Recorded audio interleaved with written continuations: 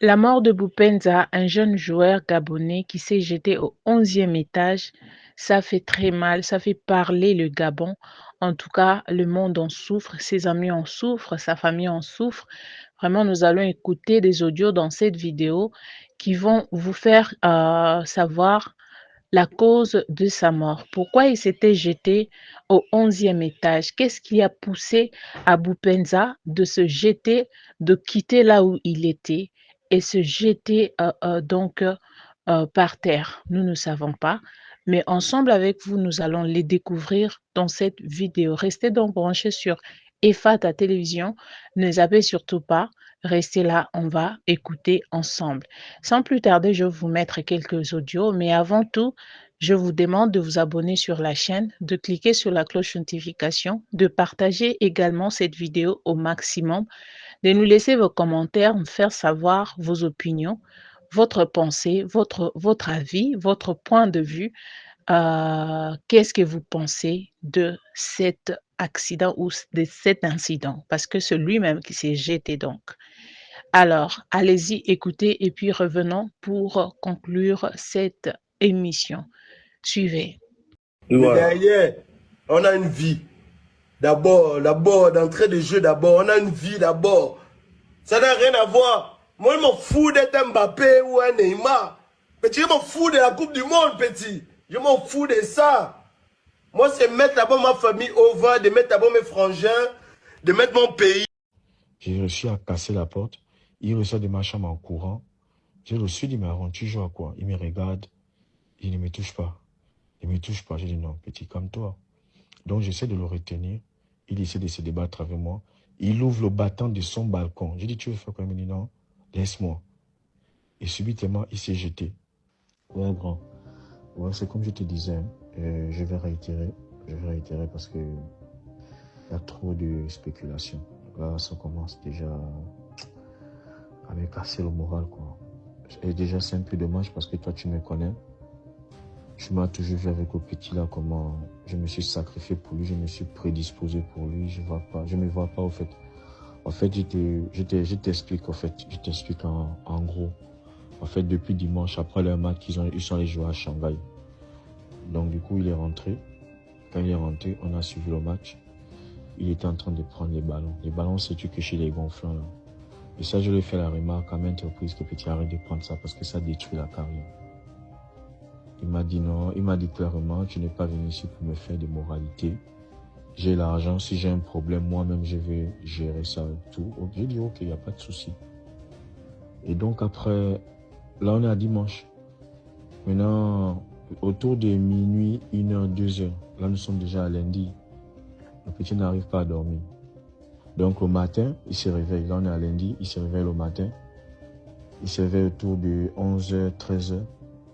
Il se lave. Il me dit qu'il va acheter à manger. Je dis, mais toi, tu vas faire à manger, mais à manger ici.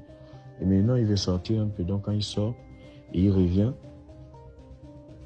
Et du coup, encore, il me dit non, il ressort, il veut aller prendre du cigare. Et c'est là d'où maintenant que les dirigeants étaient en train de l'appeler. Quand les dirigeants l'appelaient, il ne répondait pas. Et il y a un jeune Gabonais qui joue avec lui, Alexander Doumbou. C'est lui, il m'appelle. Quand Alexander Doumbou m'appelle, il me dit, Abdul, dis-moi la vérité, Aaron est où? Je dis non, Aaron, il est sorti, il m'a dit, va vigiler. Il me dit non, grand, je suis ton petit, dis-moi la vérité. Parce que actuellement, le coach est en train de péter. Et si le petit là en Chine, c'est à cause de moi. Est-ce que tu vois un peu? Je dis ok. Et le petit, apparemment, il n'est pas bien dans la tête. Depuis là, il monte, il descend, il rentre là-bas, il vient ici.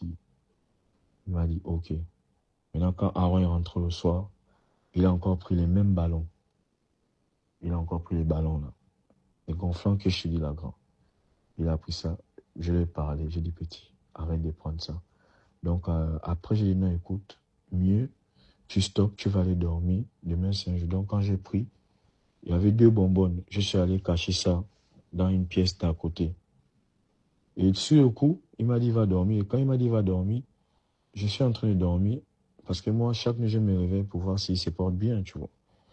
Je me réveille chaque 1 heure ou 2 heures, je regarde, il est bien, je repars dormir. Mais quand à un moment je sors, je vois il n'est pas dans la chambre. Il n'est pas dans la chambre. Il n'est pas au salon. Il allait s'enfermer à la cuisine parce qu'il savait que si elle va prendre ça, je devais l'arracher ça. J'ai réussi à défoncer la porte de la cuisine. Je dis, Aaron, regarde ce que tu as, regarde dans l'état que tu es en train de te mettre. Regarde un peu dans l'état que tu te mets. Tu joues au foot et déjà, le club là, il y a des clauses qui t'ont imposées, donc tu dois les respecter. Il m'a dit, non, c'est bon, je ne prends plus. Il s'est levé. Il avait même déféqué, hein. Il a déféqué même. Je dis, bon, c'est mon petit, je l'ai amené dans la douche. J'ai essayé de le nettoyer. Il s'est lavé. Il allait dormir. Maintenant, le lendemain, quand il va au training, ça c'est maintenant le mardi. Là, c'est le mardi. Il va au training. Quand il arrive au training, je l'accompagne avec le chauffeur. Il va voir les docteurs lui font les massages. Et subitement, quand il s'élève, lorsqu'il s'élève, il tombe sur les pommes. Et quand il tombe sur les pommes, automatiquement, on l'amène dans un bus pour le CHU. Il y a des CHU ici. Quand ils sont là-bas, le petit était inconscient. Il dormait. On a fait le scanner. On a fait l'examen du sang. Et heureusement que l'examen est sorti négatif. Donc du coup, il est arrivé à la maison, il dormait. On est entré quasiment à 19h, 20h. On est entré à la maison. Ça, c'était après l'hôpital. Et après, lorsqu'on arrive maintenant à la maison, je vois le petit, il est allongé au salon, il dort. J'ai dit au petit que bon, moi je vais d'abord m'allonger, repose-toi. Il a dormi, je me suis réveillé, je suis allé, je lui ai donné le thé et je lui ai fait à manger. Et lorsque je lui ai fait à manger, il a mangé, il s'est réendormi. Et quand il s'est réveillé le matin, il y avait l'intendant du club qui m'appelait pour venir l'ouvrir la porte parce que le bâtiment où nous restons là, tant que la personne ne sonne pas, la porte ne s'ouvre pas. Genre les deux battants. L'intendant est monté, il a vu Aaron, il a dit, j'ai dit à l'intendant, il faut amener le petit chez un psychologue parce qu'il n'est pas trop bien dans sa tête. Et du coup, son agent, l'agent de Boupenza appelle en même temps. Quand l'agent appelle, en même temps, l'intendant est là. C'est de l'intendant dit que non, moi j'ai un psychologue, mais il parle chinois. Aaron ne va pas s'en sortir. Il dit non, c'est bon, j'ai un agent français. On va voir et tout. Là, ici, il était quasiment 4 heures parce qu'il y avait eu décalage. Donc, le petit monde est resté à la maison durant cette journée. L'intendant est parti. Je vois le petit faire les va-et-vient, mais il m'appelle Abdoul, je veux de l'eau. Je l'amène de l'eau. Abdoul, fais-moi l'œuf. À un moment, il me rappelle encore, Abdoul, ton parfum où? Je dis, c'est là, il se pompe. C'est après que je dis, non, le petit, là, il n'est pas dans lui. Et à un moment, je vois, il s'élève, il va dans ma chambre. Il va dans ma chambre. Il ferme la porte. Donc, du coup, qu'est-ce qui se passe? J'ai réussi à casser la porte. Il ressort de ma chambre en courant. Je le suis dit, mais Aaron, tu joues à quoi? Il me regarde. Il ne me touche pas. Il ne me touche pas. Je dis, non, petit, calme-toi. Donc, j'essaie de le retenir. Il essaie de se débattre avec moi. Il ouvre le battant de son balcon. Je dis, tu veux faire quoi? Il me dit, non, laisse-moi. À un moment, il veut sauter au balcon pour sauter en bas. Je le tire. Une fois, deux fois, troisième fois, il m'a coudé sérieusement. Et il y avait des voisins en bas qui regardaient. Et subitement, il s'est jeté. Comme tu as vu là, il s'est jeté. Et moi, je suis descendu dardard. Je n'ai même pas eu le temps de prendre l'ascenseur. J'ai pris l'escalier. Quand j'arrive, je vois si j'étais encore ouvert. Et l'ambulance est arrivée peut-être 10-15 minutes après. Ils l'ont amené et la police maintenant est venue. La police m'a amené en haut. Ils ont essayé de faire des prélèvements. Ils ont vu les habits, ils ont vu la scène et tout. Et ensuite, ils m'ont amené au commissariat pour que je puisse faire différentes dépositions. Et on m'a interrogé. Interrogation, c'est interrogation. C'est même là l'enquêteur qui me dit on va pas te garder ici parce que les voisins nous ont dit que tu as essayé de te débattre avec lui pour qu'il ne se jette pas. Tu l'as à 4 reprises. Il y a aussi les caméras qui ont vu. J'ai dit, ah là, c'est tant mieux alors. C'est comme tu vois là, grand. Émilie a appelé. Émilie qui n'est d'autre que sa petite sœur. Actuellement, elle est en Russie avec un grand frère à moi qui s'appelle Ivan. Elle a dit qu'il est impossible qu'il se soit suicidé parce qu'ils ont parlé hier quand il allait en boîte. D'accord? Donc c'est complètement impossible qu'il se soit suicidé. Par contre, il est fort probable qu'on l'ait assassiné, tout simplement parce qu'elle dit, il y a environ une semaine, quand ils avaient parlé, il était très fâché et remonté. Il disait que voilà, ceux avec qui ils sont là, il est là-bas, c'est-à-dire dans le club, voilà l'envie. Premièrement à cause du salaire, deuxièmement le fait qu'il soit beaucoup privilégié pour les entraîneurs, voilà, qu'il soit meilleur que les Chinois. Voilà, il y a en fait beaucoup de choses en interne. Donc ça servi. Après avoir fait l'appel vidéo avec lui, il y a une semaine, il a raconté tout ça. Donc on peut dire en un mot qu'il était déjà détesté là où il était. Surtout si l'on parle d'un principe selon lequel Aaron Boukwenza c'était dans son club chinois 7 milliards de francs CFA de paye, c'est-à-dire son salaire. Donc il pesait largement pour eux. Et ces différents soucis là-bas vraiment, avec plusieurs choses cumulées, laissent à croire qu'on l'a assassiné. Et jusqu'à présent, les autorités chinoises eux-mêmes n'ont donné aucune information là-dessus. Donc il faut éviter la propagande de fausses informations et à raconter ce qui ne s'y est pas. Parce qu'elle dit, il y a environ une semaine, quand ils avaient parlé, il était très fâché et remonté. Il disait que voilà, ceux avec qui ils sont là, il est là-bas, c'est-à-dire dans le club, voilà l'envie.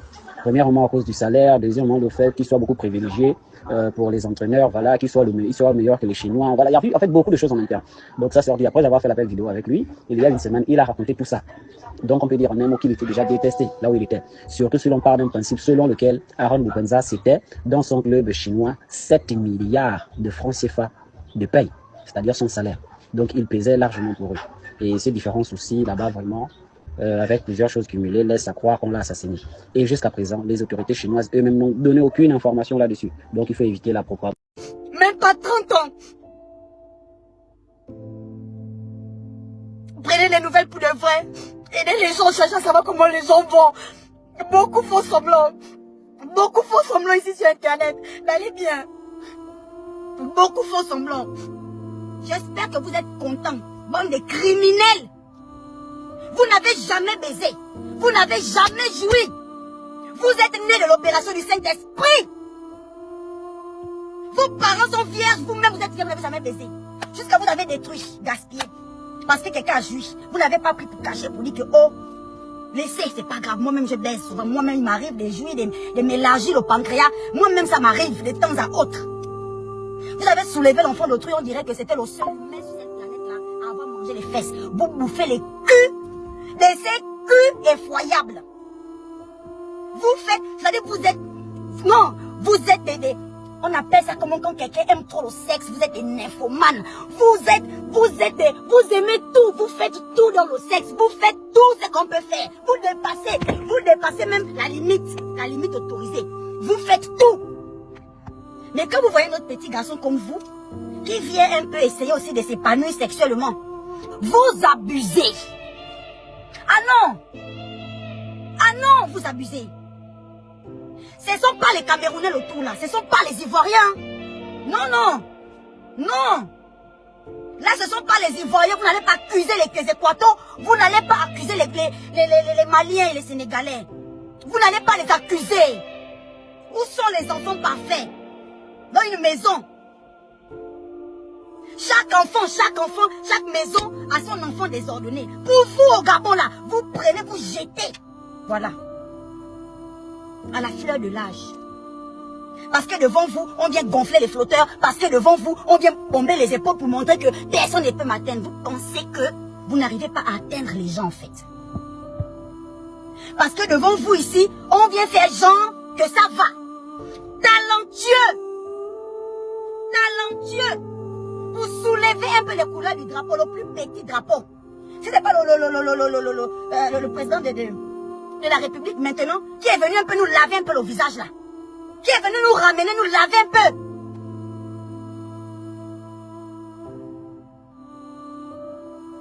Le drapeau est petit. On aime peu. Mais c'est vous qui venez toujours pour écraser, pour vouloir réduire les enfants des gens. Quand un enfant sort un peu du lot au Gabon, il faut tirer sur lui.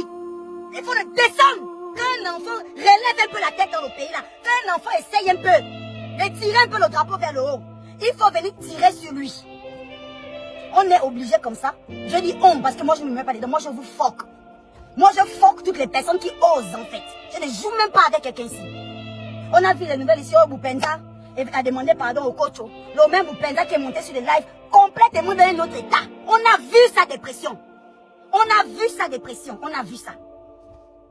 Le même qui montait sur les lives. Oh, oui, je m'en fous du coach tel, je m'en fous de ceci, je m'en fous de cela. Oh, je suis nanani nanana. Le même là, il est venu demander pardon, sentait comment quelqu'un mentalement. Sa tête était comme ça là. Je suis venu dire ici, non? C'est moi qui a sorti la phrase que le PDG c'est une machine indestructible. Ils se sont servis de ça pour retourner mes fans contre moi. J'ai perdu beaucoup de fans. Beaucoup, ce sont des abonnés de ma page. Beaucoup ont incité les Gabonais à me détester, à me réduire. Si je n'étais pas moi, je n'étais plus dans le pays là. J'aurais déjà fait une dépression. Je serais morte quelque part, entrée quelque part en fait. Mais parce que je ne vous crois pas. Je sais qui je suis, je sais ce que je vaux. Je sais où je vais dans ma vie.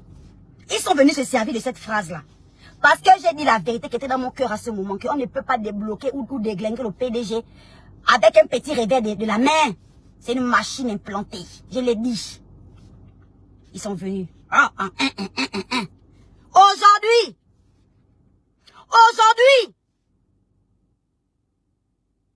Vous détestez les enfants du Gabon. Vous détestez les enfants qui aiment le Gabon.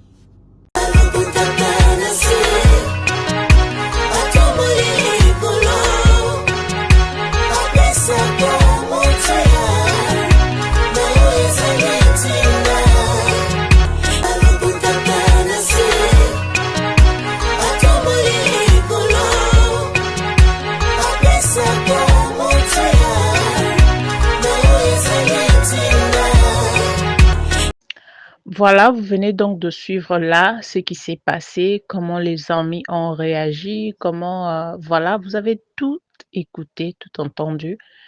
Et moi, je pense que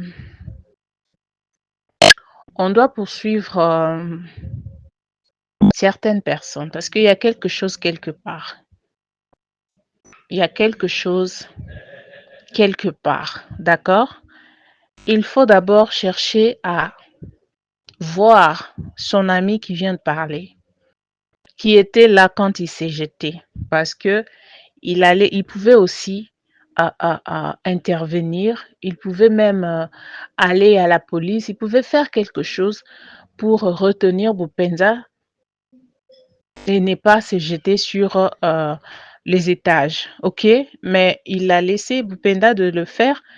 Donc, il y a quelque chose quelque part. Sa mort montre peut-être qu'il a été... il y avait quelque chose qui a été manigancé depuis, ou comme disent les autres, que les Camerounais savent ce qui s'est réellement passé dans sa vie. En tout cas, nous souhaitons nos sincères condoléances à sa famille et que Dieu puisse donner la force à la famille. C'est pas facile.